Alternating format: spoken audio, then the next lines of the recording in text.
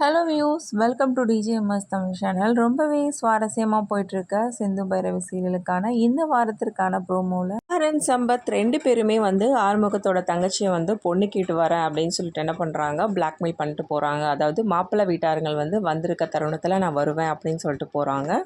இவங்க ரெண்டு பேருமே வந்துட்டு போனது ஆறுமுகம் அவங்களுக்கு தெரியாது. ஏன்னா ஆறுமுகம் இல்லாத சமயத்தில் தான் இவங்க வந்து இந்த மாதிரி வந்து பேசிட்டு போயிருக்காங்க. இருந்தாலும் சிவா பார்த்திங்கன்னா ரொம்பவே போல்டாக தான் வந்து பேசியிருக்காரு. இப்படி வந்து பேசிட்டு போனதுக்கு அப்புறமா கண்டிப்பாக ஒரு குழப்பம் ஏற்படும் இல்லையா? அதே மாதிரி தான் அன்னபூர்ணி அம்மா ரொம்பவே வந்து டென்ஷன் ஆகிடுறாங்க. என்ன நடக்குமோ ஏது நடக்குமோ அப்படின்ற மாதிரி. ஏன்னா நிறைய பிரச்சனை நடந்திருக்கு. இதுக்கு மேலேயும் தன்னோட பொண்ணோட வாழ்க்கையை நினச்சி பயங்கரமாக வந்து கவலைப்பட ஆரம்பிக்கிறாங்க. அதுக்கப்புறமா என்ன பண்ணுறாங்க, சிவா வந்து ஆறுதலாக இருக்காங்க. ஒன்றும் இல்லை பெரியம்மா, நீங்கள் ஒன்றும் கவலைப்படாதீங்க, நம்ம பார்த்துக்கலாம், எந்த பிரச்சனையும் நடக்காது அப்படின்னு சொல்லிட்டு என்ன பண்ணுறாங்க, ஆறுதலாக வந்து பேசுகிறாரு.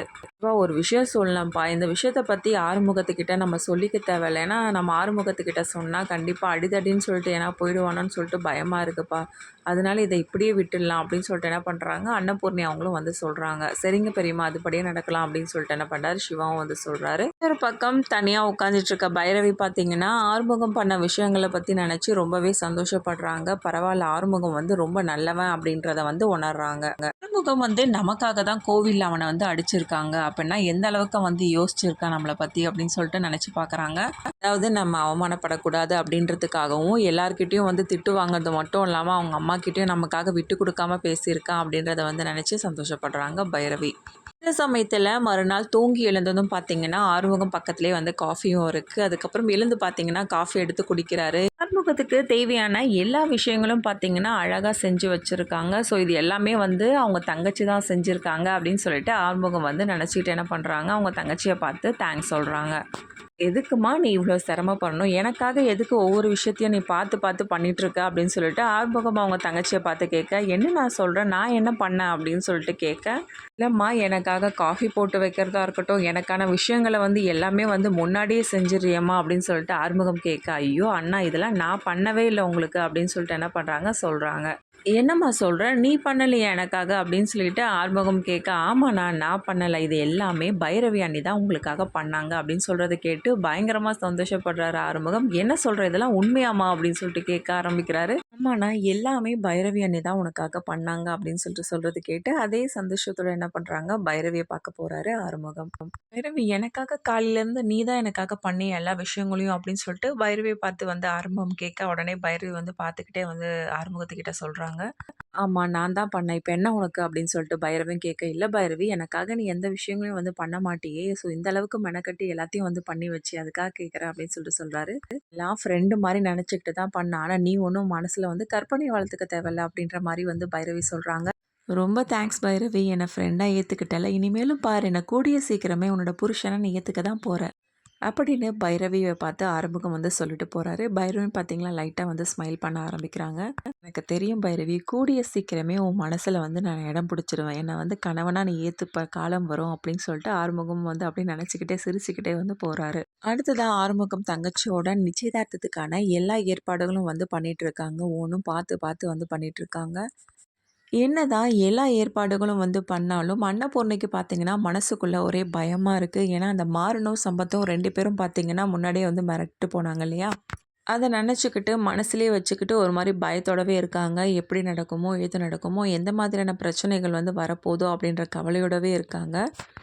அன்னபூர்ணி இப்படி இருக்கிறத பார்த்து ஆறுமுகத்துக்கு ஒரே சந்தேகம். என்னாச்சுமா, ஏன் நீங்கள் ஒரு மாதிரியாகவே இருக்கீங்க அப்படின்னு சொல்லிட்டு அன்னபூர்ணி அவங்க கிட்ட வந்து ஆறுமுகம் வந்து கேட்குறாங்க. இல்லையப்பா அதெல்லாம் ஒன்றும் இல்லையே அப்படின்னு சொல்லிட்டு என்ன பண்ணுறாங்க, மறைக்கிறாங்க.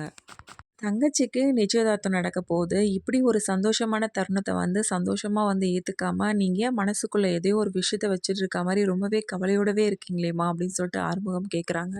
ஓ! அதுவா? அது ஒன்றும் இல்லப்பா. இதுக்கப்புறம் அவள கல்யாணம் பண்ணி குடுத்துட்டேன்னா, அவ வந்து இங்க இருக்க மாட்டாள. அத நெனச்சு கவலைப்படுறேன் அப்படின்னு சொல்லிட்டு சமாளிக்க ஆரம்பிக்கிறாங்க அன்னபூர்ணி அம்மா. என்னம்மா நீங்க சின்ன குழந்த மாரி அழுதுகிட்டு, அவ வந்து சந்தோஷமா இருப்பாம்மா. எங்க போயிட போறா? பக்கத்துல தானே இருக்க போறா. அடிக்கடி நம்ம போய் பார்க்க போறோம். உன்னால அவள விட்டு பிரிய முடியலன்னா சொல்லும்மா. உங்கள வீட்டோட மாப்பிள்ளையா வந்து நான் சம்மதிக்க வைக்கிறேன் அப்படின்னு சொல்லிட்டு ஆறுமுகம் வந்து கேட்குறாரு. ஐய்யய்யோ! அதெல்லாம் ஒண்ணும் தேவையில்லப்பா. அவ சந்தோஷமா இருந்தாலே போதும்ப்பா எனக்கு அப்படின்னு சொல்லிட்டு என்ன பண்ணுறாங்க, அன்னபூர்ணி அம்மா சொல்கிறாங்க. சரிம்மா நீங்கள் இதை நினச்சி வருத்தப்படாதீங்க.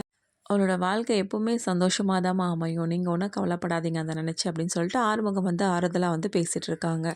பைரவி பார்த்தீங்கன்னா, நிச்சயதார்த்தம் வந்து நடக்க போற தருணத்தில பைரவி, சிந்து 2 பேருமே வந்து ஆறுமுகத்தோட தங்கச்சிய வந்து ரெடி பண்ணிட்டு இருக்காங்க. இன்னொரு பக்கம் பார்த்தீங்கன்னா, எசக்கி மகா கிட்ட வந்து பேசிட்டு இருக்காங்க. "என்னக்கா அந்த மாறன் சம்பத் வந்து பிரச்சனை பண்ணுவாங்களா? மாட்டாங்களா?" "டேய் ஏன்டா இசக்கி இப்படி கேட்குற? அன்னைக்கே வந்து மிரட்டிட்டு தானே போனாங்க. அப்புறம் எப்படி வராம இருக்க போறாங்க? மாப்பிள்ளை வீட்டாருங்க வரதான் போறாங்க. அவங்க வந்து பிரச்சனை பண்ண தான் போறாங்க. இந்த நிச்சயதார்த்தம் நடக்காம தான் போப்போது. அதுக்கப்புறமா அவ கழுத்துல நீ தாலி கட்ட போறது நீதான்டா. ஏன்டா பயப்படுற?" அப்படின்னு சொல்லிட்டு மகா பேச, "இல்லக்கா இந்த விஷயத்த பத்தி ஏன்னா தெரிஞ்சு ஆறுமுகம் ஏதாவது அவங்கள பண்ணிட்டுருப்பானோ?" அப்படின்ற மாரி வந்து பேசுறாங்க. ஏன்டா ஆறுமுகத்துக்கு இந்த விஷயம் பத்தி தெரியவே தெரியாது. ஏன்னா அவன் அன்னைக்கு வீட்லயே இல்ல. இன்னும் கேட்டேன்னா, அன்னபூர்ணி கண்டிப்பா இந்த விஷயத்த பத்தி ஆறுமுகத்துக்கிட்ட சொல்லியிருக்கவே மாட்டா. ஏன்னா கண்டிப்பா பிரச்சனையாகும். அவன் ரொம்ப அடிதடிக்கு போயிட போறான்னு சொல்லிட்டு பயந்துகிட்டு சொல்லாம தான் இருக்க போறா. அப்படி இருக்கும்போது எப்புட்றா நீ பயந்துட்டுருக்க? கண்டிப்பா பாரு, இன்னும் கொஞ்ச நேரத்துல அந்த ஆளுங்க வரதான் போறானுங்க. பிரச்சனை பண்ண தான் போறானுங்க. மாப்பிள்ளை வீட்டாருங்கள் வந்து எழுந்து ஓட தான் போறானுங்க. அதனால நீ பயப்படாதடா! நீ ஜாலியா மாப்பிள மாரி ஜம்முன்னு ரெடி ஆகு. அதுக்கப்புறம் நான் பார்த்துக்கிறேன் எல்லாத்தையும் அப்டின்ற மாரி வந்து பேசிட்டு இருக்காங்க மகா. இது எல்லாத்தையும் கேட்டிருந்த எசக்கிக்கு சந்தோஷம் தாங்கவே முடியல. அதுக்குள்ள ஒரு கனவு உலகத்துல போயிடுறாரு. எல்லா அரேஞ்ச்மெண்ட்டும் பண்ணி அழகா வந்து ரெடி பண்ணி வச்சுட்டாங்க. எல்லாருமே பார்த்தீங்கன்னா, அழகா ரெடி ஆயிட்டும் வந்துட்டாங்க. மாப்பிள்ளை வீட்டார்களும் வந்து வந்துட்டாங்க. அதுக்கப்புறம் அவங்களுக்கு தேவையான எல்லா அரேஞ்ச்மெண்ட்டும் வந்து பண்றாங்க. அதாவது காஃபி குடுக்கறதா இருக்கட்டும், மத்த விஷயங்கள் பேசுறதா இருக்கட்டும், எல்லாத்தையும் வந்து பண்ணிட்டு இருக்காங்க. மாப்பிள்ளை வீட்டுக்காரங்க வந்துட்டாங்க அப்படின்னு சொல்லிட்டு, ஆறுமுகத்தோட தங்கச்சிகிட்ட வந்து பைரவி, சிந்து 2 பேரும் வந்து சொல்லி என்ன பண்றாங்க, சிரிச்சுக்கிட்டு இருக்காங்க. ஆறுமுகத்தோட தங்கச்சியும் பார்த்தீங்கன்னா, அதுக்கேத்த மாரி சிரிச்சுக்கிட்டு வெட்கப்பட ஆரம்பிக்கிறாங்க. இனிமேல் எங்க வீட்டு பொண்ணு மாரி நாங்க வந்து பார்த்துப்போம் அப்படின்னு சொல்லிட்டு, ஆறுமுகத்தோட தங்கச்சிய பத்தி வந்து பேசிட்டு இருக்காங்க மாப்பிள்ளை வீட்டாருங்கலாம். அதுக்கப்புறம் பொண்ண வந்து அழைச்சிட்டு வர சொல்றாங்க. பைரவியும், சிந்து 2 பேரும் வந்து அழைச்சிட்டு வராங்க. இந்த சமயத்திலும் வந்து வாசல்லயே வந்து பார்த்துட்டு இருக்காங்க. மகாவும், அதுக்கப்புறம் எசக்கி 2 பேரும். "என்னக்கா இன்னும் ஆள காணோமே இந்த மாறன் சம்பத் 2 பேரையும்."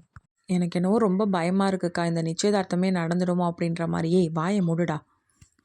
அதெல்லாம் ஒண்ணும் நடக்காது. கண்டிப்பா நீ வேணா வெயிட் பண்ணி பாரு. இன்னும் கூடிய சீக்கிரத்தில வந்து நிக்க தான் போறாங்க. நீ கொஞ்ச நேரம் அமைதியா இருக்கியா? அப்படின்னு சொல்லிட்டு என்ன பண்றாங்க, எசக்கிய பார்த்து வந்து சொல்றாங்க மகாவும். உட்கார வச்சு 2 குடும்பத்தாரும் வந்து பேசிட்டு இருக்காங்க. சரி ஓகே. உங்களுக்கு சம்மதம் தானே. அப்போ வந்து தட்ட மாத்திக்கலாமா? அப்படின்னு சொல்லிட்டு மாப்பிள்ளை வீட்டார்கள் வந்து கேட்குறாங்க. இந்த சமயத்தில எசக்கி என்ன பண்றாரு, மகாவ பார்த்து என்னக்கா இவங்க தட்டையே வந்து மாத்திக்க போறாங்களே! இந்த மாறன் சம்பத் 2 பேரையும் வந்து ஆள காணுமேக்கா அப்படின்னு சொல்லிட்டு என்ன பண்றாங்க, ரொம்பவே பயத்தோட இருக்காங்க. தெரியலடா இன்னும் வரவே இல்லையேடா அப்படின்னு சொல்லிட்டு மகாவும் பதட்டம் அடைய, தட்ட மாத்துற தருணத்துல நிறுத்துங்க அப்படின்ற ஒரு குரல் வருது. மாறன் சம்பத் 2 பேருமே வந்து நிக்கிறாங்க. நாங்களும் வந்து பொண்ணு கேட்டு தான் வந்திருக்கோம் அப்படின்னு சொல்லிட்டு, ஆறுமுகத்தோட தங்கச்சிய பொண்ணு கேட்டு வந்திருக்கோம் அப்படின்ற மாரி வந்து பேசிட்டு இருக்காங்க மாறன், சம்பத் 2 பேருமே. இது கேட்டதும் பார்த்தீங்கன்னா, எல்லாரையும் விட ஆறுமுகத்துக்கு பயங்கரமான ஒரு கோவம் வருது.